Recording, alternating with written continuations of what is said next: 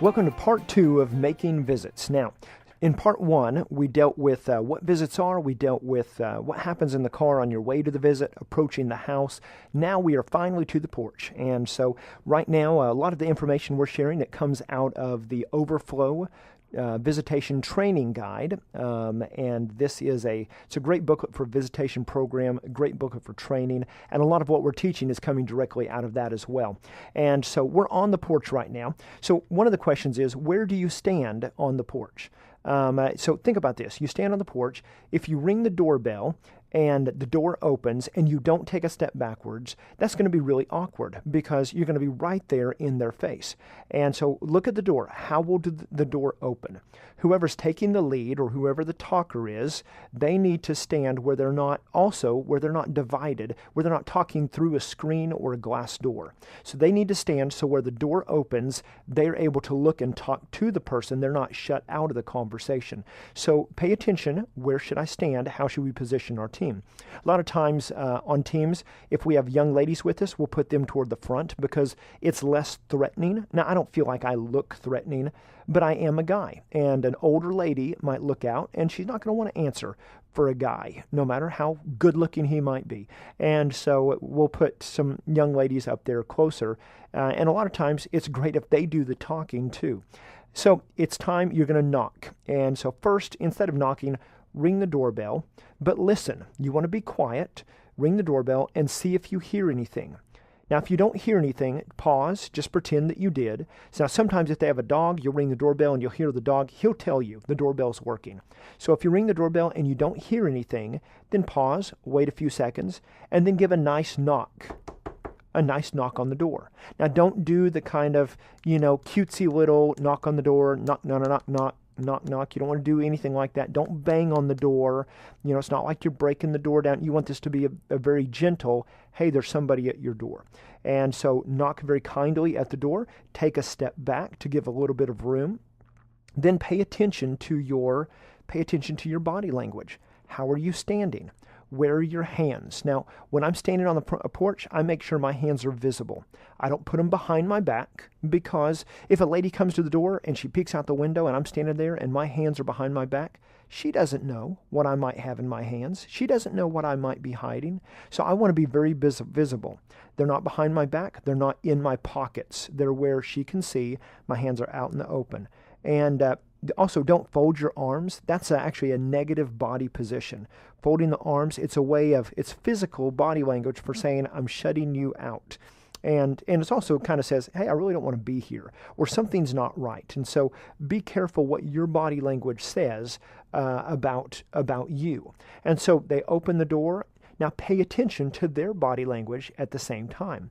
What does their body language communicate to you? Are they willing to engage in a conversation? Now, you can tell that by several things. One, how far did they open the door? Did they open it all the way up? Okay, are they still behind a glass door or a screen door? Are they talking through that? Did they open it up? Did they actually step out onto the porch with you? All of these things are indicators. Now, picture this. You knock on the door, and somebody opens the door, but they open it about just a few inches, just enough to kind of peek their head out, and they're talking to you through that crack in the door. What does their body language say? Well, obviously it says you're not going to have a very long visit because they're going to shut you out. They don't really want you there. Their body language says either this is a bad time, I don't want to talk, or I really just want to be left alone. I really don't want you to be here.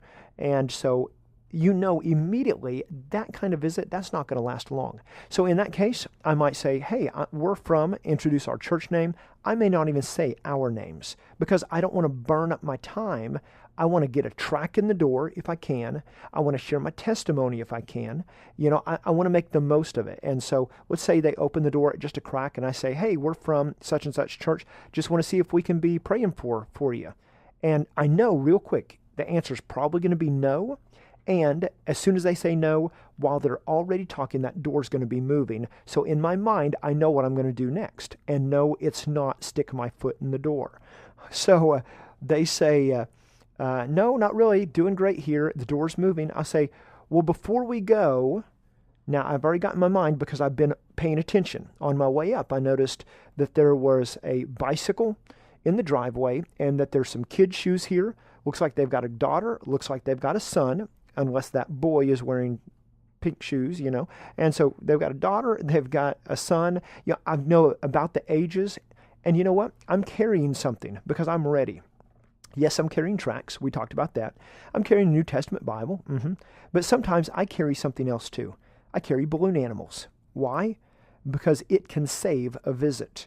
And so she's getting ready to shut that door. Hey, before we go, I noticed you've got kids. Could I make a balloon animal for them? A balloon sword, maybe? And you'd be amazed how many times that has changed the conversation. Earlier this year, I was out in a community, not the community where I'm on staff. I was preaching revival, and I was out going door to door. And it came up, and I could tell immediately I was not going to get much time. They were walking away from their house at a pace that said, we've got an agenda, we're going somewhere. I knew I wouldn't get long. So I walked up, said, hey, I'm from such and such church, and just briefly talked to him for a few seconds and said, hey, I didn't even let them say, oh, we're busy, we're on our way somewhere. Very quickly I said, hey, I can tell you're going somewhere, but would it be all right if I just took a minute to make a balloon animal for your kids? Because they had kids with them.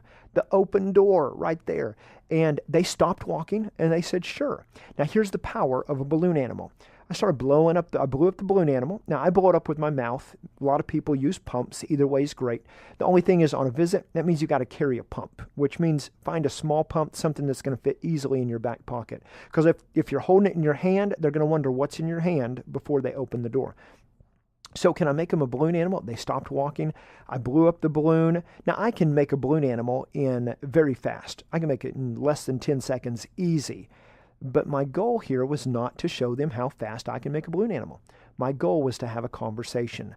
Now they don't know I can crank this out really fast. So I started making a balloon sword for the little boy. So I'm making a sword, and while I'm doing it, hey, can I tell you about the greatest thing that ever happened to me? I shared my testimony with them. I had a full minute and a half sharing my testimony, gave them the sword, got to talk to them about where they stood with the Lord, because now I'm on to the balloon dog, the little girl, and she's like, oh, she's so excited about it. And then I finished. I wanted to have a little more conversation, and so we weren't quite finished yet. And so I said, well, hey, would you like it inside a heart? Oh, yes, she wanted it in a heart. So I made a heart, and now they're walking away. They're happy. They've got balloon animals, balloon sword, balloon dog in a heart, jumping through a heart. They're excited, and I've accomplished my purpose because I saved the visit. Why? Because I had the tool that I needed to keep the door open. And so if somebody's getting ready to shut the door, balloon animal is a great thing if you've seen that they have kids. Also, it's okay to ask, hey, before you go, I can tell you need to go. Can I tell you about the greatest thing that ever happened to me? Some people, just out of politeness, will listen. But it's an opportunity. But the point is, by their body language, you can tell really about how they're going to respond, how much time you're going to have. If they're standing there with their arms folded, obviously they're kind of closed off to you. And so it's probably not going to be a long conversation. That, or you're saying something that is offending them. Watch for a shift in their body position as well. For instance, if you say something, communicate something, do something, and you see there's a greater openness. They open the door a little wider. They uncross their arms. They kind of move their body position to not be so closed off to you. Those are things to pay attention to as well in your conversation that may help guide you, not in whether or not you're going to share the gospel. That's your goal, but in some of the tools you might use to connect with this person so that you can effectively share the gospel. So the person opens the door. Wow, look at this. We're already partway through this session. We're on the porch. The door is open. Now you're going to introduce yourself. Like I've already said, I say the church name first because immediately, and a lot of this has to do with the fact that I'm a man, and that the first thing I want them to hear really is the church name. It's not my name. But it puts ladies a lot more at ease, me being a man on their doorstep, puts them a lot more at ease if they hear that I'm from a church. So now if you're visiting an area that's between two churches that have the same name, First such and such church, you'll need to distinguish which town you're with as well. So now you're on the porch, you're talking on the porch.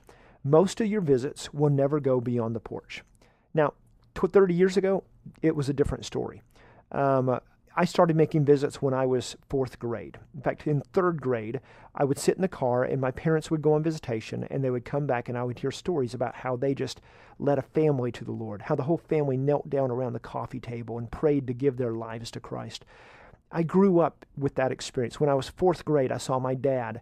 I went on a visit with him. We visited a guy I played football with on my Little League football team, and I watched my dad lead him to the Lord. We sat on the couch, and I remember walking out of there going, I want to do this. I want to do that.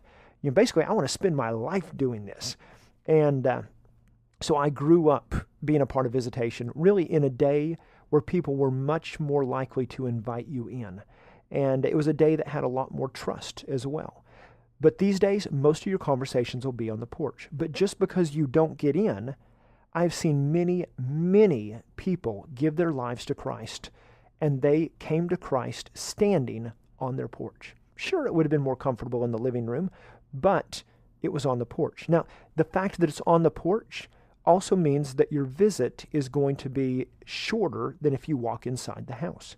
Once you're inside the house, the chances are the conversation is going to go to things that they're interested in, things that you see. You're going to engage them in a different kind of conversation. The fact that you're on the porch means that you'll probably get to the point a little more quickly. And it also means you need to use your time very wisely. Don't stand on a person's porch a long time just shooting the breeze. You need to bring it around to the reason that you're there. They'll expect you to get to the point rather quickly. Now, let's say that somebody invites you into their house. So they say, I tell you what, come on in. Okay, few things. And some of these sound so simple, so common sense, but it's very important. One, as you enter their house, smile. I know that seems so simple, but it's amazing the faces people make when they actually enter someone else's house. Smile, always be polite, always be friendly. Never mention anything of any unpleasant nature, especially concerning the situation of their house or what they have or don't have. Greet everybody in the room, including the children. Include them as well. Talk about them, not about you. Forget yourself. This visit isn't about you. Completely invest yourself in this family and their interests, not your own. You are not the reason for this visit. Then don't acknowledge an apology for the condition of the house. For example, let's say you come into a house and somebody says, "Oh, so sorry about the mess." Don't answer by saying, "That's okay, I've seen worse." Think about what that really says. That says, "Yeah, this is bad, but I've seen worse." Or don't say, "You ought to see my place." Or, "Don't worry about it. It's the middle of the week. I think everybody's house is like this." Because all of those answers acknowledge, yeah, this place is a mess. Instead, if you can, just shift the conversation to something that you see that's nice. But be genuine, be sincere. There's no place ever for deception or manipulation or flattery in making a visit. You've got to be genuine in your sharing Christ, in your approach, in everything that you do. And so somebody says, "Hey, sorry about the mess," and you walked in and you've noticed they've got a nice gun collection. Instead of acknowledging what they said, just go, "Hey, boy, I really like that gun collection. Do you hunt?" Engage them in a conversation. If you need to use the restroom while you're at a person's house, the best thing to do is to wait until you leave and stop somewhere else, is not to use the restroom. Also, never go into a room alone with a child. Never do that. If you're a man and you're visiting by yourself, which honestly, I don't recommend people to visit by themselves, although I say that, and yet I do it quite often. I'm very, very quickly, I'll stop and go door to door by myself. I don't recommend it, though. It's always good to have a partner. You even see that in Scripture. Jesus sent them out 2 by 2. A team of 2 is great. A team of 3 is good, too, especially if one of them is a child or a youth. And a team of 4, well, that's not a team, that's a congregation. And so teams of 4, split up, go 2 different ways, cover twice the territory, have 2 teams of 2, is my opinion on that. And so regardless, though, if you're by yourself and you're a woman, never go into a house alone with a man. In fact, to a woman, I would say, please just never go visiting by yourself. I would say in our culture, it's just not wise. It's just not safe. If you're a man, do not go into a house with a woman if you do not know for certain that there's somebody else at home. It's inappropriate in today's society. It has an appearance of something that's not healthy. And then also, don't get so caught up talking about common interests that you neglect the real purpose for why you're there. You're there to share about Jesus. So at some point, bring the conversation to that point. Also, don't wait so long to bring the conversation to that point that you've already talked so much they're ready for you to leave. Because the chances are, once you get to that point, if they're really genuine and sincere and interested, you may have a long conversation. So don't eat up all your time with shooting the breeze when you get there. Don't wait too long to get around to the point. Also, and this is going to sound strange, don't ask about church if this is an evangelistic visit. And I'm just going to put it as clear and plain as I possibly can. If this person isn't saved, right now, who cares about church?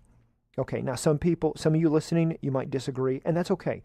Feel the freedom to disagree with me. But my goal in coming to this house is to share Jesus with them. My top goal is not to get them to come to church. My top goal is to see them give their life to Jesus right here, right now, if that's possible. It's not for them to come to church on Sunday morning. Yes, I would love for them to come to church. I will invite them to come to church. But I'm not going to ask about church before I find out about their spiritual walk with Christ.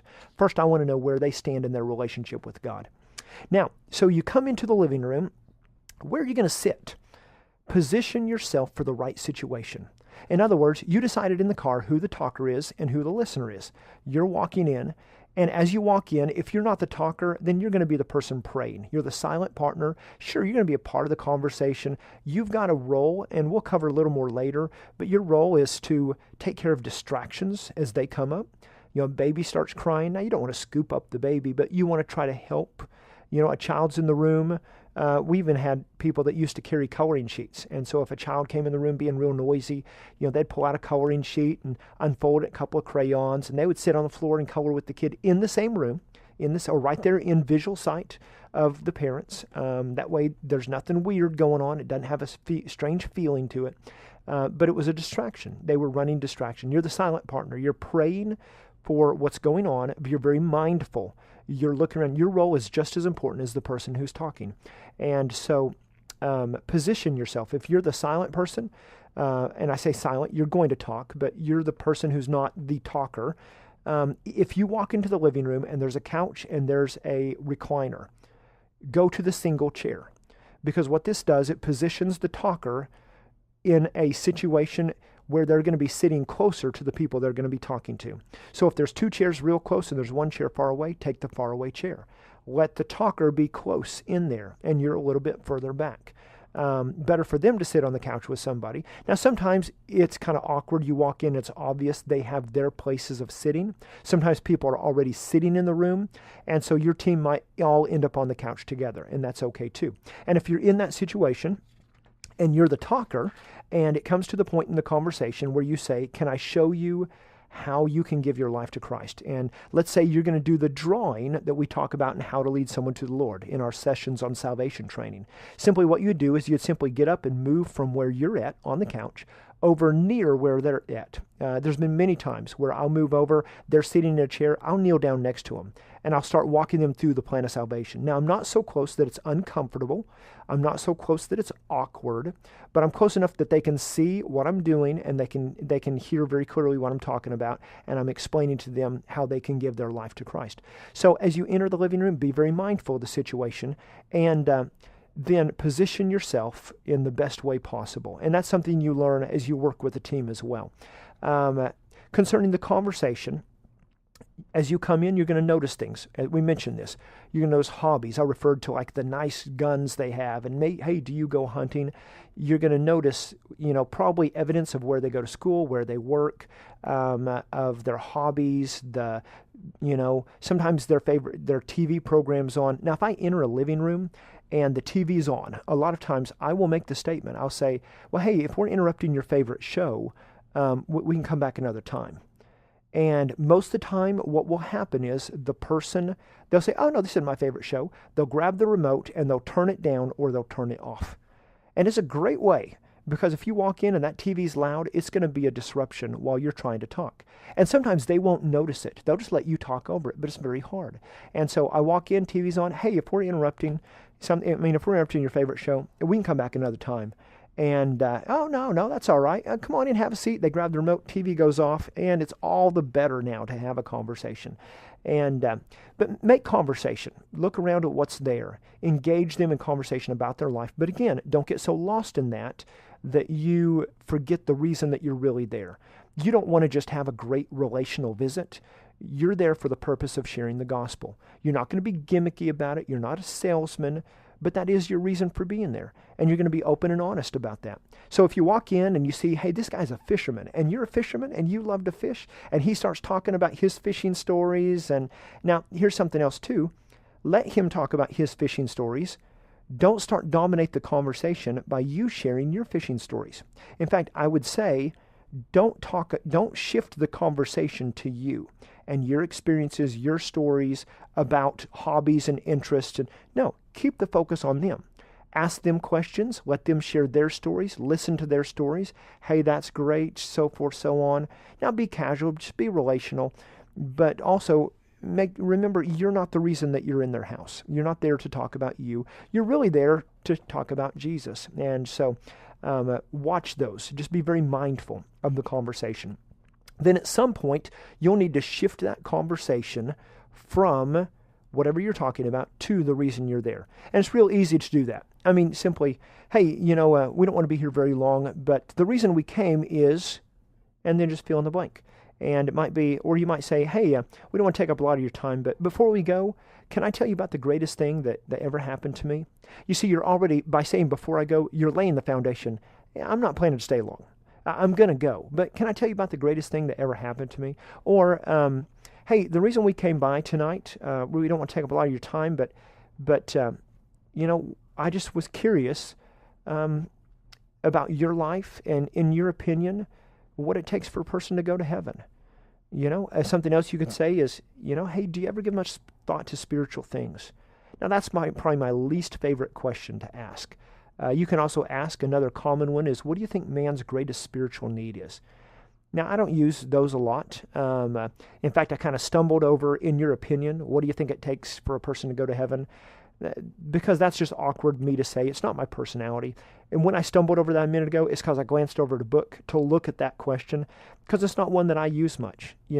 I'm more the type to say, hey, can I tell you about the greatest thing that ever happened to me? Or, hey, I've got a question. It's kind of a tough question, and it may feel a little awkward, but if you were to die today, would you go to heaven? Now, that's just me. That's my personality. That's how I approach things. For you, you might be comfortable with a little different approach. The bottom line is, don't miss the opportunity. Create the conversation. And the only way that conversation is going to be created is if you intentionally take them there. And so, notice, I didn't say, now, where do you go to church? Why? Because my point is not to talk to them about church. Right now, my point is to talk to them about their relationship with God. And so feel free, direct your question. Don't be afraid to ask your question.